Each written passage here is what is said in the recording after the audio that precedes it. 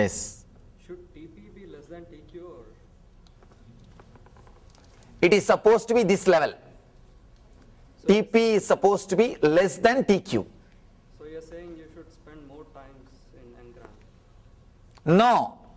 You see, actually, when there are no engrams, you take a peaceful decision. When there are engrams, the file is just pulled this side and that side and that side, and ego just like that ego decides. Ego is not ready to wait. Ego is not ready to look into the matter completely. See, understand, it's actually other way. The more engrams, the less time, because you are completely in confusion. The number of thoughts, when the number of thoughts is too much, that you need to understand one simple concept. In Vedic system, we measure the time psychologically, not chronologically. In Vedic system, Kshana, one unit of time is calculated as a gap between one thought and the other thought. It is not 1 second. In the Western system, time is measured chronologically. 1 second is 1 unit. In the Eastern system, time is measured as psychological thing. It is a gap between one thought and the other thought. If you are restless, one unit of time for you is microsecond. If you are peaceful, you can even, the 1 unit of time for you is 1 second for you is 1 year. Let me give you this example. If you are sitting with somebody, your friend with whom you feel comfortable, even if 2-3 hours passes, you will not feel time has passed. Suddenly you will realize, oh, what happened? How did I lose myself? How time passed? If you are sitting with somebody who is boring, with whom you don't feel comfortable, every 5 minutes you will see the watch and you will think, watch has stopped or what? It's not moving. So time is measured psychologically in Vedic system. We don't measure the time chronologically. Kshana is the 1 unit of time in Vedic system. We say Kshana is not 1 second. It's a gap between one thought and the other thought. So if there are less engrams, decisions are taken peacefully in a relaxed way. If there are more engrams, you just like that decide just out of confusion. You don't even decide. Somebody else decides who is sitting in these chairs. These guys decide. You don't even, the file never reaches CEO. Before the file reaching the CEO itself, so many opinions, CEO is completely confused. He says, do whatever you want, don't bring it to me. He just goes for golf. That's the way things happen. Usually the good things you don't store. Look into your life. If you start writing all your painful memories in one paper, all your joyful memories in one paper, tell me honestly, which will be long? I don't know. I feel that it probably depends on the person, or I don't know. I can probably write down both at the same time. What do you think, which will be more strong? Whatever is good experience or good engram, you don't give so much of importance to it. Actually, if you give time or if you give energy to the good engrams, I'll be happy. But we don't do that. We don't do that. Generally, even when you remember, if you remember a painful memory, immediately you can see the pain in your stomach, in your whole body, you can feel it. But when you remember something joyful, you don't feel with the whole body. You don't experience it with the whole body. You don't carry the blissful memories so strongly. That's a big problem. And one more thing, when you are undergoing some pain, you know your boundary clearly. When you are in bliss, you are just boundaryless. You are in ecstasy. You can inscribe things. You can inscribe only on stones, not on water. When you are blissful, you are like a water flowing. Nothing is inscribed, nothing is engraved. But when you are suffering, you are like a stone. Everything is engraved. You carry the memory. I have some kathars. I have developed a technology to remove these negative engrams from our inner space, which I call catharsis meditation techniques. If you can download from our website and practice, or you can do there is a program called Live Bliss program. Some way you can practice some meditation.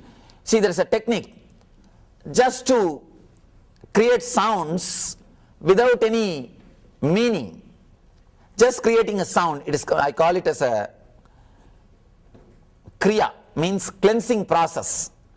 Just creating sounds without any meaning. Technically, when you do this as a technique, simply the negative memories or the painful memories which you have created in you, just you are relieved from it. You can try whether some LBP techniques, Life Bliss program techniques, or you can download from the website and practice some meditation techniques that can completely relieve you from these engraved memories. That's the only way. Of course, one more thing, if you clean yourself, if you work on yourself to remove the negative engrams, automatically you will have the intelligence how to protect yourself from further collection, how to protect yourself from further acquiring the negative engrams. Unless you clean at least once, you will not have the intelligence how to protect yourself. If you just try to protect yourself, you can't do, because you can't run away to Himalayas. You can't go and sit in a cave. You are working, you are in the society. You have to protect yourself. If before protecting, you need cleaning. If you work on cleaning, automatically you will have intelligence how to protect yourself. You will know at which situation, at what point, in what level, in what situations I start collecting, in what situations I am depressed, which throws me back into that same low mood. Why I fall again and again into that same low mood. You will be able to identify once you work on this past engrams or the past samskaras. So some of these engrams, they could be negative, but they are like a learning experience based on some past mistakes you did. So they could be a good, to keep and you use them for your future decisions. Please be very clear. Whatever lessons you learn, it is completely digested. It never stays as a samskara. It becomes part of your consciousness.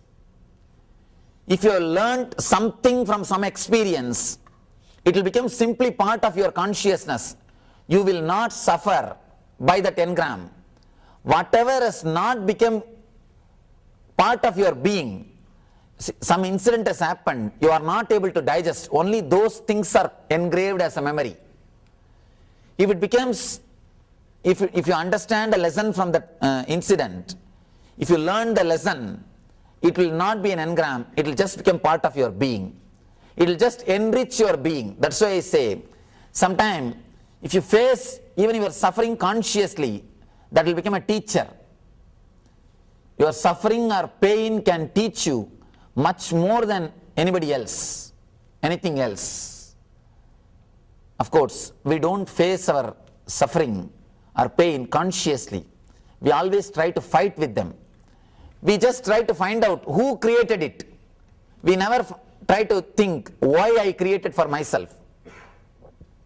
Please understand, nobody can hurt you, nobody can disturb you without your silent permission. Without your silent permission.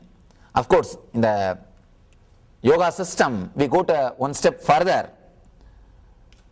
I can make this statement, but of course it takes a lot of, we say even accidents are invited by us. Even accidents are invited by us. Of course it takes a lot of time. If I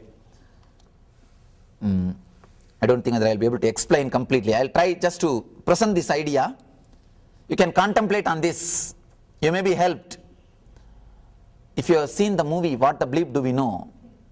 You can understand, in that movie they beautifully explain how the painful memories reproduce the same kind of painful memories inside our system, and attracts painful incidents in our life. They continuously attract painful incidents in our life. That's what we say in yoga system. If you carry the negative samskaras, you attract accidents in your life. Even accidents are attracted by you. It is your responsibility. It may look very funny. Why should we attract accidents? We may have some vested interests. Many times, we do have our vested interests in our suffering. Unconsciously, we may not know exactly, but we do have our vested interests in our sufferings. First thing, not only listening to yourself, let your mind do whatever it wants. It will run here and there, it will start thinking this and that. Let it be lost. Just decide for next 20 minutes, I will not move from this place. That's all, that's enough. Every day if you can sit for 20 minutes with this decision, within 10 days I tell you, simply your mind will become silent. The moment you sit, your mind will also sit. You may think, simply impossible, Swamiji. No. I tried for so many days, it never happens. Please be very clear. When you try, after 2-3 times your mind, first time when your mind wants to say it want to move, you say, no, I'll be here. Second time when it says, all right, I can think. Third time, why I am sitting, you just move. You give way for your mind. Then mind becomes strong. 10 days decide. For next 20 minutes, I will not move from this place. I am going to sit with myself. For no reason. First 10 days you will feel, what is this? I am wasting 20 minutes. Especially in this country, money is time. I am wasting 20 minutes. But after a month, you will realize that 20 minutes are the most wonderful time, are the best time, are the useful time which you spend in your life. I tell you, spending few minutes with yourself will simply improve the productivity, because your productivity suffers with these engrams only. These engrams completely tortures you. It just drains you completely. Your inner space is completely drained by these engrams. If you can work with these engrams, I tell you, simply the productivity will, you see, the quality of your consciousness and the productivity is directly related. You are not just a machine. If it is a computer, no problem. The consciousness has no place with a computer. The productivity of the machine is nowhere related to the consciousness. But you are not a machine. You are something more than a machine. Your consciousness plays a major role in your productivity. When your consciousness, when your inner space is pure, when your inner space is relaxed, if your inner space is peaceful, I tell you, the productivity will simply, it will multiply.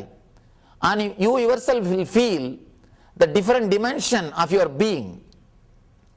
You will experience a different easiness or different kind of depth or a different joy, what I call bliss. You will be just a different being. Working on your inner space is much more important. It is a basic need for your life. Yes. Habit is also from engraved memories only. Habit is a beautiful word. H-A-B-I-T. If you just remove H, a bit will be there. If you remove A, bit will be there. If you remove B, it will be there. Only when you remove the I, it will die. Habit is also from engraved memories only. And we all know about the physical habits like drinking or smoking or coffee. We know all these habits. But we should know one more important thing about this habit. You have something called mental habits also. Morning 9:30, if you are habituated to fall into the low mood, the tension, stress of the office, even in the weekends, when you don't have to go to the office, exactly 9:30, you will have that same stress. You will have that same low mood. You will have that same feeling. You may remember again and again, tell your mind, no, today is Saturday, I don't have to go to the office, relax. Even if you remind, even if you remember, even if you tell your mind again and again, the mood will be same, low mood. You have not only physical habits, mental habits also. Same way, if you are habituated to fall into the depression in the evenings, exactly when the time comes, whatever you do, you will have that same low mood. You will have that low mood. So it is good to work on your mind little bit to remove these engraved memories so that your decision making will be more clear. You will be more spontaneous. See, especially in the corporate field, many of you have to decide the unprecedented situations where less data is available. You have to decide. You need something more than your logic. And this space, your inner space, what I call intuition, will tremendously help you to make decisions for unprecedented situations and where you don't have enough data, where you need to use your being, your inner space. I have a couple of questions. So, how do you go about tapping this intuition? How do you go working on these engrams, working on these samskaras? That's the only way. When the inner space is empty, when the inner space is cleaned, only then the intuition can happen. It's like if this room is filled with furnitures, if it is filled with things, people can't come inside. You need to remove little bit, you need to empty this, only then people can come inside. Same way, you are already filled with too much of negative engrams. One single thought is enough to raise so many negative engrams in you. Just as one thought, if somebody says one word, are you mad? We shout at them and prove that we are mad. One word is enough to make us mad. So much simple one word, if somebody says, are you mad? You can see your whole body burning. You are totally imbalanced. Your eyes are burning. You are ready to attack the person. So much of engrams are awakened by single word. Single word can awaken so much of engrams. What do you mean by that word? What do you mean? What do you mean by, immediately we are just ready to jump. So much of engrams, then how can you expect the intuition to happen?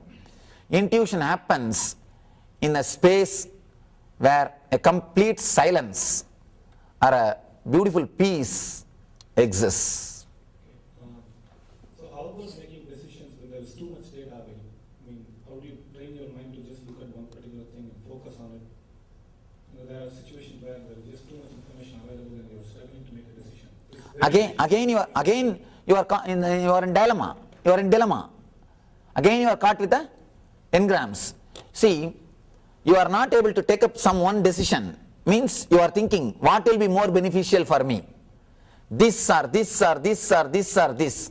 Again it is struggling between the engrams. Struggling between the engrams. If you can look just little beyond, for this one example, two persons are playing chess. If you are just watching, if you are away from the game, and if you are witnessing, you will be able to make a better move than them, the people who are playing. You will know the better move, and you will think, what is this, what they are doing? They could have done this, he could have done that. But if you are playing, you will not be able to make that decision, because your inner space is filled with stress.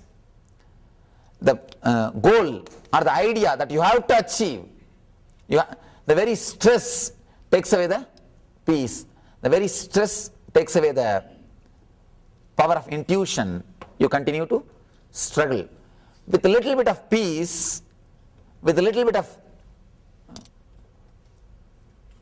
I can say, silence in your inner space, you will be able to look beyond your fear and greed.